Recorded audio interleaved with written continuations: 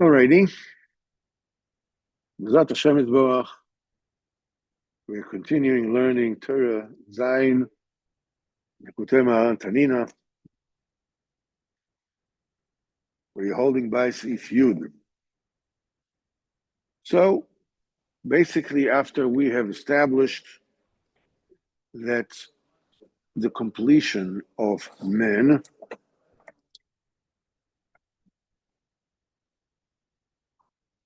is to leave children, bonim and talmidim, sons and pupils in the world, and to introduce to them the das of Bnei Adam, of people, which is knowing Hashem. And we have also established that when you do this, when you introduce das Elokim to people, well, you don't have to establish a kollel for that. You just talk to a friend, Yishamayim. That affects the coming down of very high, what you call circumferential lights, or some akifim. These are the things that you don't know yet. You're aware that they exist, but you don't know yet. So now a person gets to understand when the makifim comes in. Now a person gets to understand things that he didn't understand before. And we also established that the Chacham Ador, the sage over the generation, he's zoche to makifim that are so immense that are beyond time and place. They are beyond time, which means that it is not possible to explain and introduce any one of those comprehensions within the realm of created time, the time that was and time that will be. There's not enough time to explain any of those. That's the meaning that this is the das of beyond time. And these makifin, these are the joy and pleasure of the world to come. Now, understanding these makifin, when these makifin come in, the joy of understanding them, of comprehending them, is the joy of Oil Mabon. And the Chacham Ador that has these makifin, that kind of immense hasava, he has a role to introduce this das, this Yud. He has a role of introducing the das to two types of people. Obviously, there's the black and white, but there's a lot of gray in between. The one group is those who are on a very, very high level. They're called Darimala, the dwellers of the above. These are tzaddikim, people that know Shas and Poskim, Kisva Rizal, and just have it all down pat. So the Chacham Ador needs to introduce to them the comprehension that as great as they are, they haven't even started to know HaKadosh Baruch Hu. And we explain that we give an example, of this child that, is coming to Cheder, to Kita Aleph, Cheder, and they test him. The Rebbe asks him, what do you know? He says, I know everything. He knows how to read Aleph Beis, with Kometz, with Pasach, with Segol. He knows the whole thing. A few little things need to be, maybe perfected, polished, but he already has the whole thing. And this kid goes through school, fooling around, really not learning at all. Then comes time to go to Yeshiva Ktana, go to high school, whatever.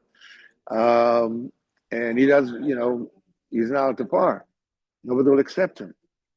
So he goes to Rosh Yeshiva, and he tells him, look,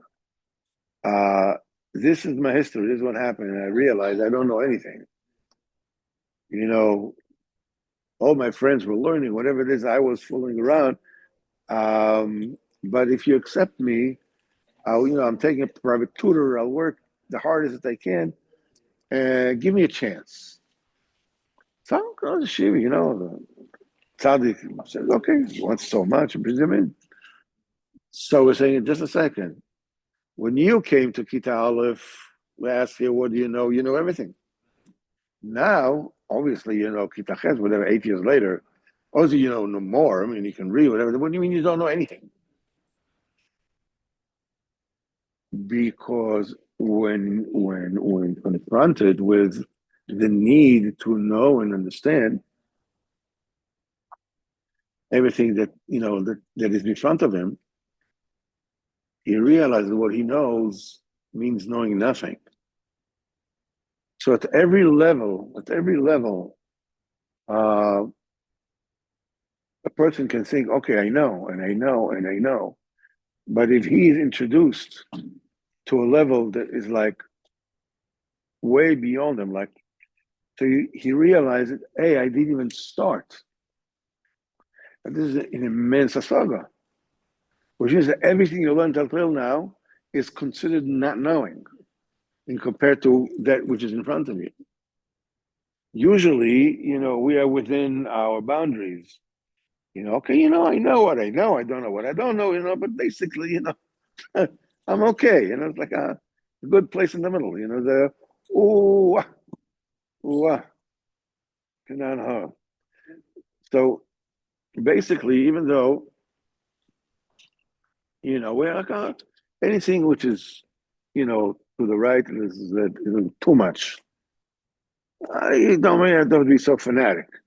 Everything which is to the left of me, that's not enough. That's come on. Be serious. I mean, it's like that's not the. But me, well, plus minus. I'm not saying everybody could be better. I mean, hey, of course, but still, But when a person is introduced to this level of knowledge, a new level of knowledge, he realizes he doesn't know anything. And this is especially true, and could be very easily understood by anybody who is about tshuva. Anybody who's about tshuva comes to Yiddishkeit with a certain, a baggage full of prior knowledge, whatever it is. Some of us were, psychiatrists or psychologists, and some of us were this. Each one, comes with, but then you discover Yiddishkeit, and you realize you don't know anything. Whoa, what do you mean I don't know anything? I have a degree in university. I have a PhD. What do you mean I don't know anything? Yeah, but vis-a-vis this new knowledge, I don't know anything. The tzaddik needs to show those when they're very high madrega that as high as they went, as high as they achieved, they haven't even started because Baruch Hu is infinite, and no matter how much you manage to amass, vis-a-vis infinity, it's nothing. You haven't even started yet. So those are the now. The idea is not to put them down, Chazal. The idea is to work them up. They should know. Until now, you're sitting comfortable. You figured you got it all planned out, everything is set, whatever it is. You got your position. People. Excuse me, you better treat me right. You're with a little cover. Hey. Now you realize that you haven't even started anything yet. So the idea is to give them chizuk to start all over again. Wow. Imagine, I worked so hard and I managed to understand so much and learn so much. And now I realize I even started here. Wow, how much is still left to learn? Now I realize. I figured, listen, basically, my work was done. I could just rest on my laurels, as it were. It's like no, I have to start all over again, but not Kananahara. And it's a very, very rejuvenating kind of feeling. It's like especially we're talking about the Melech HaChomer. Tamed Chachomim and Tzaddikim Yireim Shleimim. The Baal Shem Tov said, Torah Hashem Tamima. HaKadosh Baruch Hu is Tamim, is complete. You know that. So Baal Shem Tov said it is complete because it hasn't even been touched.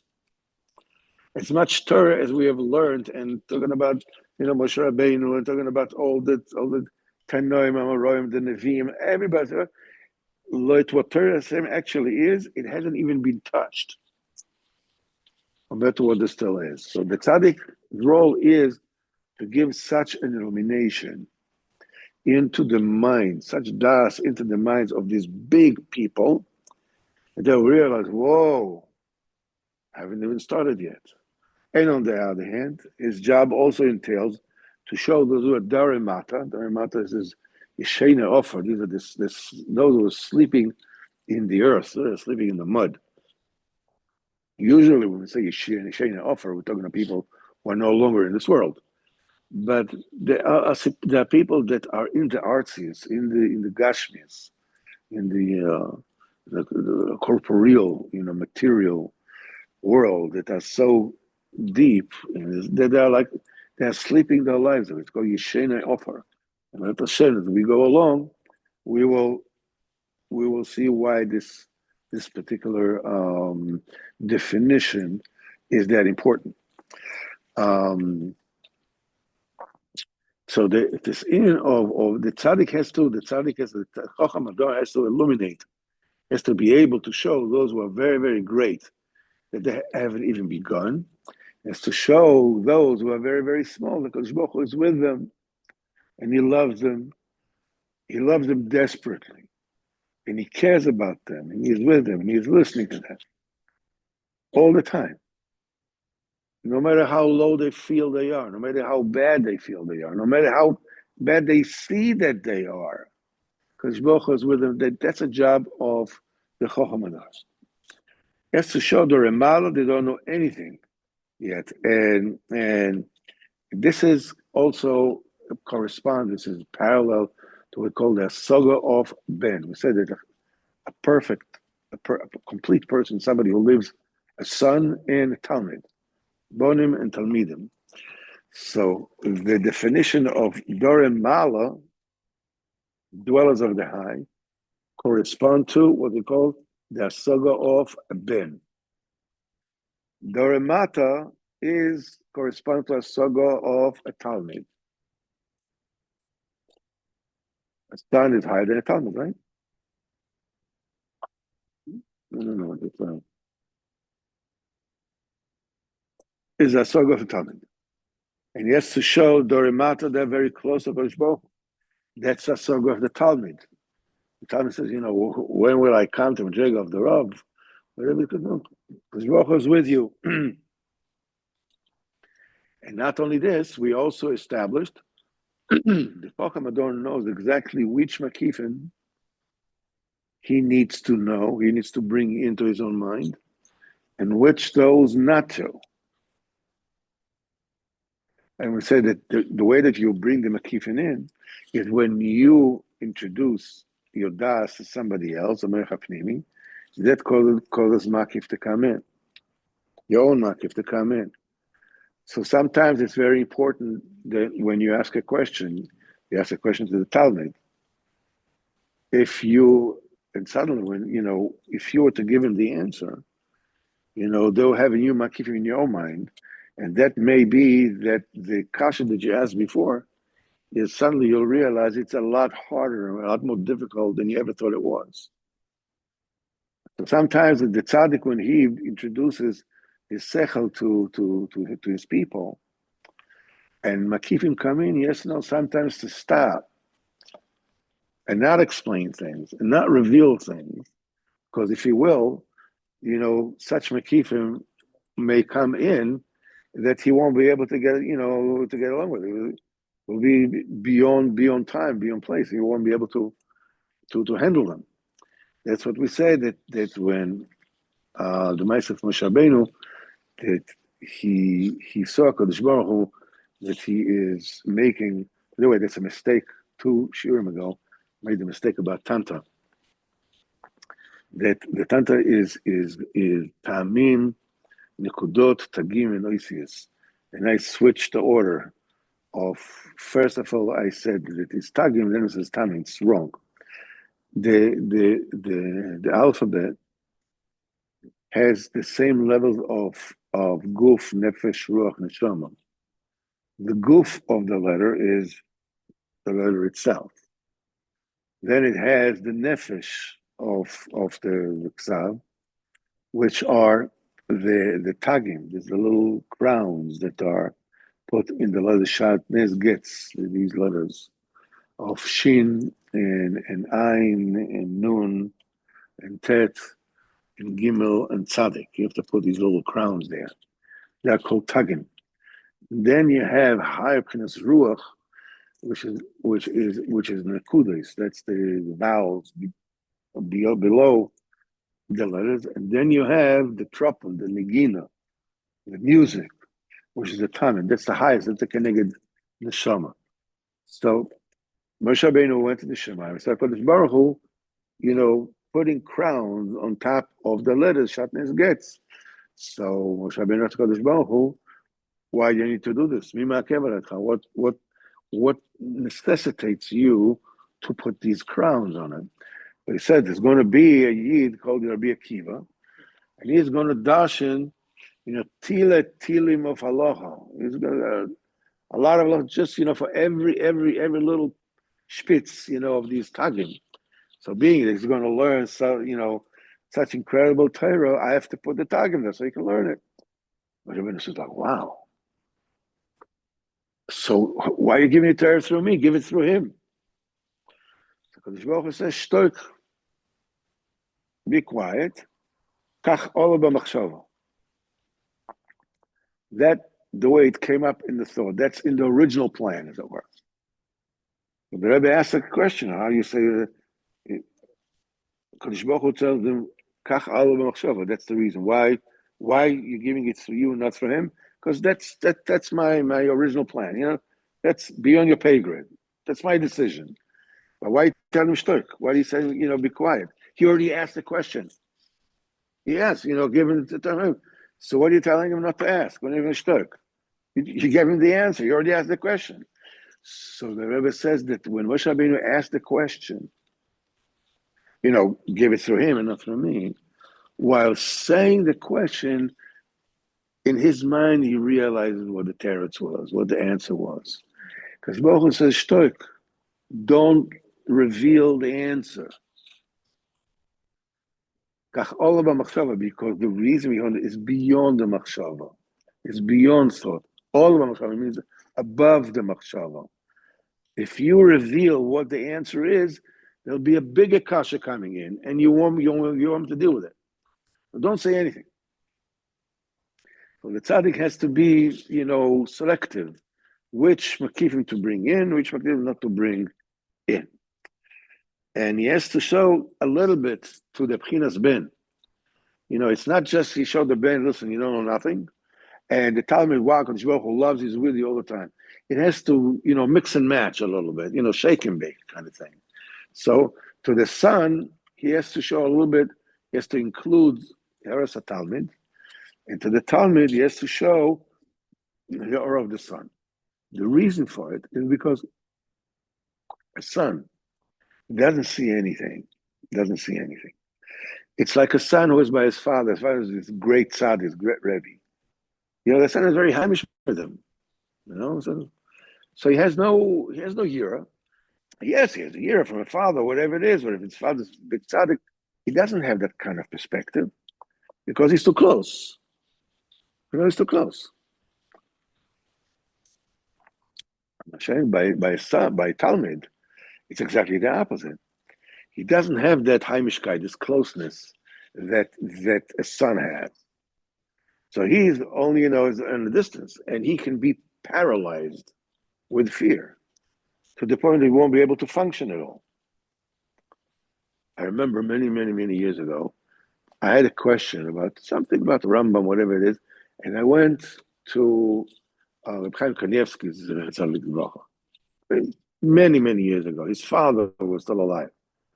So I went to him, I went to his room, And I came there and I said, I wanted to ask a question. And he says, okay, what's your question? And I couldn't open up my mouth. I was so scared. I was petrified. I couldn't open up my mouth. So I said, okay, sit down. He says, we're talking to Rambam. Let me say, he took out the sefer, showed me, show me, whatever it is. He calmed me down a little bit. He made himself more Heimish. So I calmed down. I was able to show him what it is I was asking. But I was so petrified. This is the Talmud. He doesn't have the Heimishkeit. He can be totally. So the tzaddik has to show the one who's Prinas Ben a little bit of the perspective of the Talmud. Don't get too comfortable. Keep him on his toes a little bit. Don't be. Remember, who you're talking to. And on the other hand, the Talmud needs to have a little bit of the Soga of a Ben, a little bit of the Heimishkeit of the Ben, so he can open up his mouth. Sit down, be comfortable, whatever it is, show me where is the problem. Okay, all right, I can get into it, I can, so this is what it needs to do. So now the Rebbe is going to explain and see if you would, what it is that you are able to achieve by combining the Sogo of Ben and Talmud, a son and a student. Okay? When you combine the Ben and the Talmud, the son and the student, somebody who was a tichtigen, somebody who was a doer, not somebody who sleeps his life away. Somebody who's a doer, he can be mekabel by the time when he's eating, the time of eating. He can receive the illumination of the Ratzon Elyon, of the supernal will. That while he's eating, it will shine to him that eternal volition, eternal urge, eternal wants to HaKadosh Baruch Hu.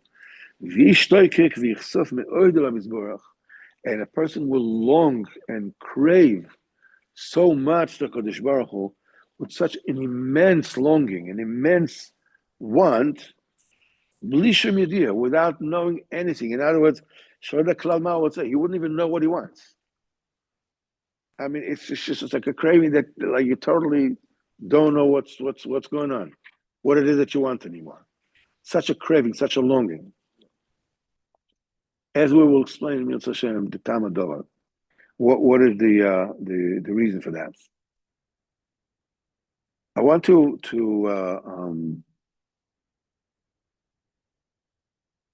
this is what it is said, right? You are giving them their food in proper time. In its proper time. This is the illumination of the supernal Rotzin. It says in the Pasuk,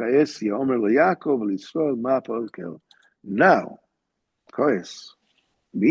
same, at that time, will be said to Yaakov Israel what it is that HaKadosh Baruch Hu has accomplished. As Chazal said, what does it mean? This, we're talking about in of Kois, at this time, there's going to come a time when the Malachim will have to come to Am Yisrael to ask them, what did the HaKadosh Baruch Hu mean by that? HaKadosh Baruch Hu said this and that. What did he mean by that? I didn't get it. Can you please explain it to me? Now the Malachim, of course, the angels are far above us. They know HaKadosh Baruch Hu, without any, and we could have brought it over. You don't have to walk over. Today, the Malachim have tremendous asala, and we need them to tell us what the HaKadosh Baruch Hu is saying. But La'asad Lavai, it says, Asidim Yisrael, that in the future, Am Yisrael will be beyond the Malach HaSharis, the serving angels, and they are so going to be much higher. The Malachim will have to ask the Yidden, what did the Kodesh Baruch Hu mean? What did he say? And the Pasuk, it says, Kois, now, at this time, The word this time is Bechavona.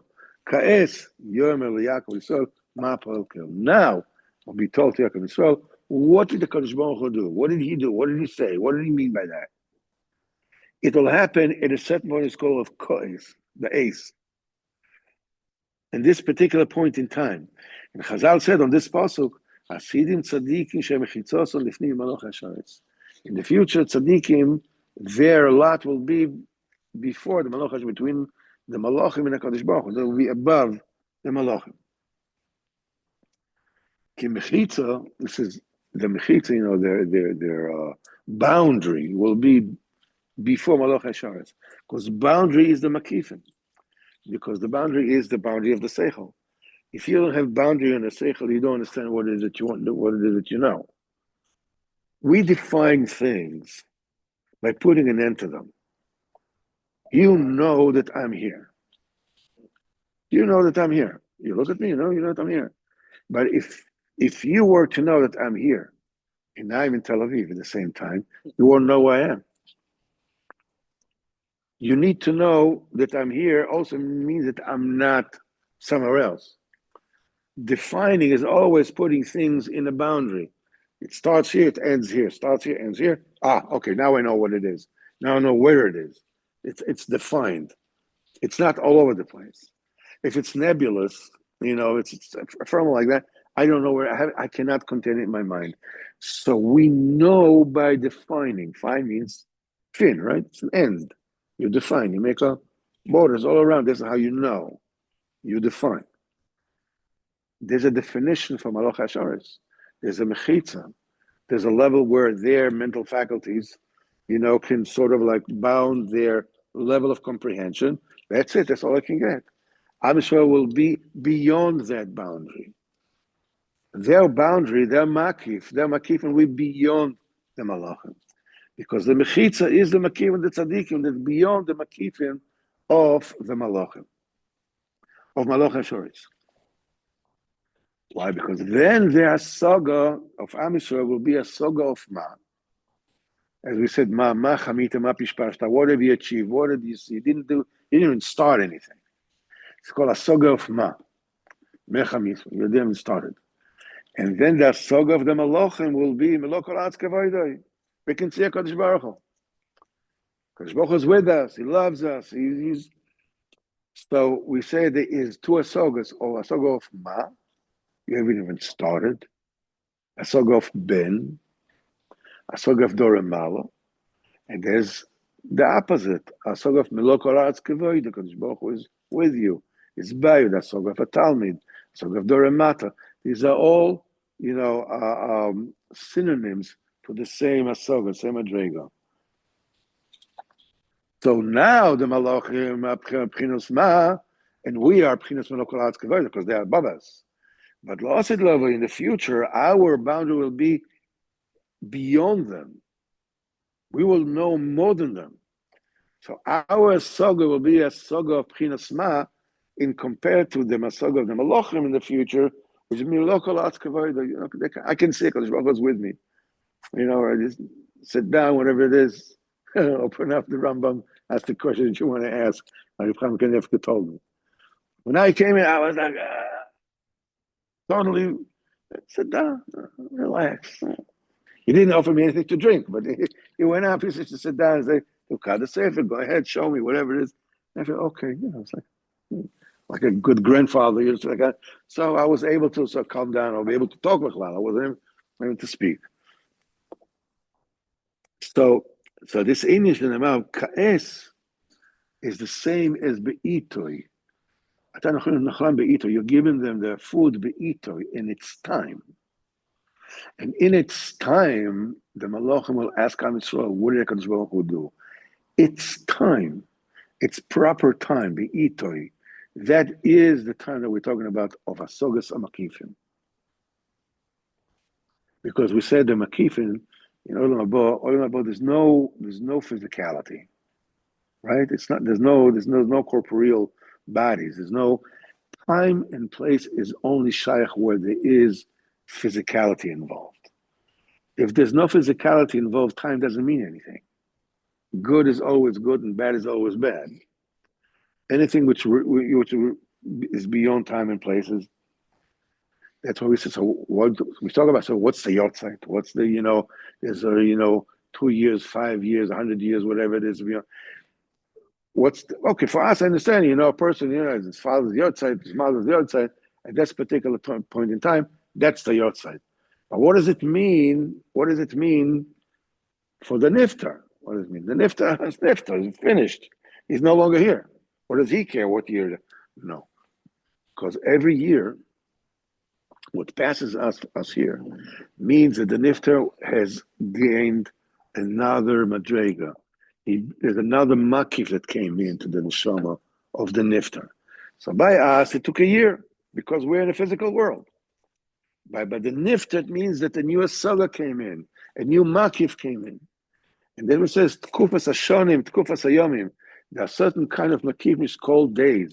A certain tkufas, makif are called years. And so forth and so on. So the time is, like they said, with the very, very rich people, money, how much money? I mean, people like, billionaires, whatever it is. But how much money they have doesn't make a difference anymore. So why do they have these Forbes magazine that's running out, Forbes 500 or 500 richest people or 50 richest people? What difference does it make? I mean, somebody has $1 billion will never want for the rest of his life. Him and his children. What difference does it make if he has 2 billion or 5 billion or 50 million or 50 or 100 or trillion? What difference does it make? Money by them is already a way of keeping score. It's not money anymore. It's not about money anymore. I'm better than you because I have 100 million, you have only 50. So money just stops being money and it becomes just a way of keeping score. You lost, I won. I won, you lose. It's like that. The Havdil of Havdil is commercial. By us, time is we measure how much time goes by. What do we use this time for? We use the time in order to be Megadol. Because we'll talk about the Mitzvah Hashem when the time will come. But for the nifter, there's no longer physical time. So it's only just a way of keeping score. Time by a nifter means what you call the particular hasaga, the makif that he was able to attain. More and more and more and more and more. And we celebrated B'Yom HaShana in the yahrzeit. We celebrate a new makif.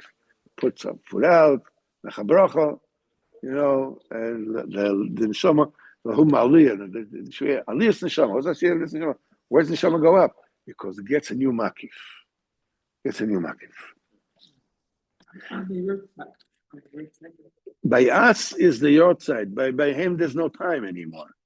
Just celebrates the fact that that we went through a very deep explanation of the relationship between time-related event and tikkunim, global tikkunim like Rosh Hashanah, like Dalad Minim, whatever it is. That by us it works during a specific time and place, but the tikkun that is working is beyond time.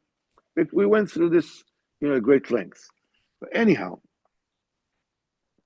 so this is which is beyond time, and the time when this is illuminated is called ka'es be'itoi at its time. When we said, okay, what does it mean that the pleasure of Olam Haba is Sogas HaMakifim? Okay, you can understand when you learn Gemara, you learn various sugyas in the Gemara, you have a kasha, you work hard. HaKadosh Baruch Hu has rachmanis on you and gives you the teretz to go like, wow, unbelievable. It's an amazing feeling when suddenly, whew, it's like suddenly you are filled with. But we spoke about it that lemaisa, when you come to think of it, hasogas makifin. The makif means something that you realize it exists, but you don't have it yet. It's like a person who wants to get married. he knows the girl he wants to get married to. She didn't say yes yet.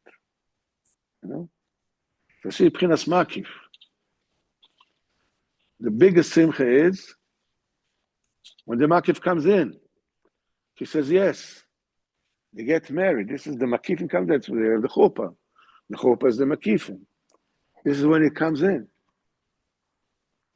The main pleasure is at the very moment of a ka'et, at the time when the Makif comes in. I said, give another example. Somebody wins the lottery, okay? Winning the lottery was like, all you need is $1 in a dream, right? It's like, I never win it, forget about whatever. Suddenly, you check the numbers, you got it, okay? The minute, be'itoy, ka'et, when you discover that you won, the Powerball, boom, all the pleasure is. Afterwards, forget about it. All the relatives didn't even know that you had are coming out of the woodwork and saying that you have to give him money and you owe him money and you're such a bad person not giving him money. And everybody is like, and then the income tax and this and that. And people want Chas v'Chalila. We're going to do something to your family, Chas v'Chalila, if you don't give us money. The tourist comes afterwards. But the big pleasure comes be'itoi. At that point in time when the makif comes in, when she says yes, when that which was until now was a dream, there's no, comes in and becomes reality. A very instant. I mean, you can see your teams that are, are winning championships. Everything goes gaga, unbelievable, whatever. But the biggest pleasure is that if they almost lost and they won, ninth inning, 2 runs down, 2 on, 2 strikes down, 2 outs, and a pitch. And it's out of here. At that point in time, when the ball, leaves the bat, that is the be'itoy of that particular makif. Afterwards, okay, so hit the ball with a stick, or big yuppie do. Now, who's greater, that team or that year? It's a shtiyot, whatever it is. But the point is that it's the time when the makif comes in, the instant, the event of the makif coming in is called be'itoy, the time. And everybody's eyes are looking towards you, Kodesh Baruch Hu, mitochen the Kodesh Baruch Hu, and you are giving them the food be'itoy. When you're giving them the food, something very special happens. An itoy, a time, that point in time, that miraculous point in time of the makif coming in. That we say, but this Orash of Pchinas Ma, Pchinas Asaratzon, is above everything. And it reveals itself, we'll talk in subsequent shiurim about, how it works. It reveals itself dafka in the time of eating. That particular instant in time, this magical point in time that the makif comes in. The Pchinas Orasarot Be'itoy denotes the illumination of the Ratzon. There you go. Orasarot is Pchinas Ma. When the Ratzon Kodesh Baruch Hu reveals the Pchinas Ma, you don't even know what you want. It is so overwhelming. You don't know what to do with yourself. The Pchinas Ma. There's a Pchinas Ka'es Yomer Yaakov now, at the time. Ka'es, Es, Be'itoy.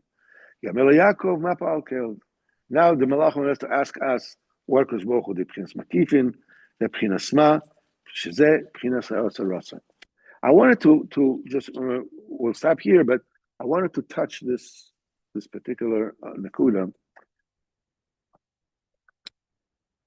We have to differentiate between something is called Ratzon. The Rebbe speaks about Ratzon again and again, so many different terms. Likutey Moharan to wanting. This is the most important thing is wanting. No matter what happens to you, you should want to come close to Kodesh Baruch Hu, no matter what. Never give up. Okay? But we have to differentiate What is the difference between wanting and thinking? And why does it make a difference? We spoke a little about Motzei Shabbat. Wanting is a gewaltige Sache. Rabbi says that's the main thing. But between you and me, it's pretty cheap in a way. You can have contrasting returners at the same time, and you can live perfectly well with it. I want to be a tzaddik, and I want sushi. Or whatever other type is, whatever it is. I want this and I want that. One rotten doesn't stop the other. Do I want to be a tzaddik? Sure. Do I want to have a juicy steak? Sure. But you want to be a tzaddik? Okay, I want to be a tzaddik also. But I want a steak also. So one doesn't negate the other? No. I want this and I want that. In the level of wanting, no problem. You can want anything you want. There are no contradictions. Contradictions start in the level of thought. When you're bringing things into the thought level, this is when you start having to making choices, okay? As we said in Motzei Shabbos, you have 5 events going on. You have 3 chasanas, 2 bar mitzvahs, and maybe there's another vort that you have to go to, Modin Elite, to whatever it is. Alternate. You want to go to each and every one of them. You want? No problem. You can want to go to 100 events. When you put in the machshava, okay, what am I going to do? This time you realize you can't go to all of them. So you have to start prioritizing them, right? Which is, I mean, they're all important. I really want to go to all of them, but still, some are more important than others for whatever reason, okay? So certain ones, go follow this, and you have to make a plan. Maybe I'll go to say Mazel Tov to this one, to that one, because they're important, not that important, and I'll end up going to that one who's the most important, or fakir, to go to the chuppah, whatever it may be. When you bring things into the level of machshava, you are starting to concretize the rotzling into a level of machshava, and then into a level of dibur, and then to a level of maisa. You can go around spending a lifetime wanting all the good stuff, but you also want the bad stuff. And you're having a home, the good stuff and the bad stuff. That's not good. Oder a malach, oder a galach. Once you're an angel, once you're galach. And it's time. Now I want to read books. Now I want to do this. Now I want to do this. Now I want to do this. Now I want to watch movies. Now I want to learn. I want to go to Uman. I want to, this and that and this and that and this and that, because you never bring it down to the level of machshava. This is what these Vedas comes to achieve. A person should always have a certain point in time which he sits with the Kadosh Baruch Hu and brings his retzonos to the level of machshava. Bring out all the contradictions between the different things that I want. I can't deny that I want things that I shouldn't want. I don't care if you say, yeah, Jewish, whatever it is, you don't really want it. Forget about that. I'm attracted to this, and I want this, whatever you want to call it. It's only when you sit in front of Kodesh Baruch Hu you can talk, and you can say, I want this and I want that. And they can't live together. And I can't be magbid this one upon this one, and this one upon this one. Oli mi yotzei, oli mi yitzri. So we're going to talk about the Ratzin, which is going about B'chinas Ha'ora. And you will see Mitzvah Hashem in subsequent shiurim. The dafka b'shas achilo. Achilo is the most concrete level, trickle down level of the Ratzin. Ratzin goes all the way down until it becomes food. We'll talk about it in Mitzvah Hashem. Then you get a new rotten. It's almost like you get a pnimi and then you get a new makif. But the main nakuda is, unless we find out what it is that we want, and we are kula machshovet b'riro, the rotzen belongs to the sphere of kesa, level of kesa. We need to bring it to the level of chokhmah, machshava. Think about it. Ask, what do you want? Okay, listen. You know, you're facing reality. Reality is so and so. There's life to live in this world, the next world. Time is limited. That's the only currency. What are you going to do? Now, you want to apply something. You want to learn new things. You want to do this or you want to do that. Start thinking about ways and means to concretize it. What are you going to do? The Rebbe says it's a big thing to make plans. You want to learn Tal Shulchan Aruch? Okay, well, how are you going to do it? You're going to take a certain time during the day. You're going to learn this much, whatever it is. Start making plans, bringing into the level of thought, not just this ethereal rotzen that you can want this, you can want the opposite. It's no problem because it's just thought. You're just kidding yourself.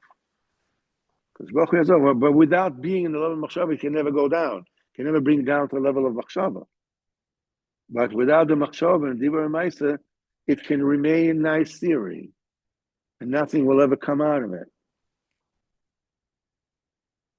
Generally, nothing will come out of the cloud, but generally, the main thing is not just to leave it in the level of ratzain, but to bring it down into machshava. Be realistic. Be feet on the ground. Bring it into. Because Baruch should help us with that. We'll be zoicha. And each and every one of us, with Hashem, will get aura from the tzaddik, according to where we are. Sometimes we're pchinas ben, sometimes pchinas talmid. Sometimes we need chizuk. Sometimes we need desirus. Sometimes we need like this, something like that. The tzaddik knows exactly each and every one of his people and how to, illuminate to them and what they need in every time. Those should help us with Hashem to make his beidadus, and bring down to the table, what's the HaKadosh Baruch Hu, what am I going to do about this? Where am I going with this? How am I happy in the situation? At Hashem is Hashem Yeshua Shlema. HaKadosh Baruch Hu is about to call the Xeris against the Bnei Torah, and Bezat Hashem is Zocher to be Mashiach Tzidkenu, Bezat Hashem, soon in our days. Kol Tov, Yeshua Zvinachon. This is Simon